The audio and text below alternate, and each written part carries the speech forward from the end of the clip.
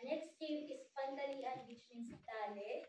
And the third one is Crystal Cave, means, ayun, yung Crystal Cave po ay ito po yung honeymoon cave or the marriage cave. So move lang tayo dito, Ma'am Sir. So lahat ng nakikita niyo po sa itaas ay tinatawag na stalactite or C for ceiling at lahat ng nasa ilalim ay stalagmite, G for ground. Okay, move lang. And then, may pinabilas ng page. So walang takot dito ng manual, no? Dito naman po walang takot, no? Pero no worries, nakadito po yung ahas natin. Saan ako nakadito? May day off si Beth.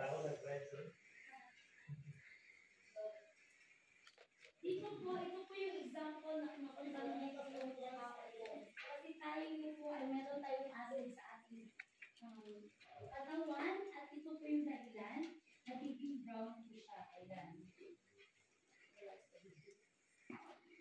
So, kung brown pala yung na-contaminate, meaning po dyan, contaminate na pag-gray, so, dito po, nandito yung mga balinsasayang word. Yan, wala sa ibabaw mo po. Yan, dito po. Yan. Okay. Nasa itaas niyo po yung balinsasayang word or the success. Yan, dito naman sa area na to, ma'am, ay sir, ma'am.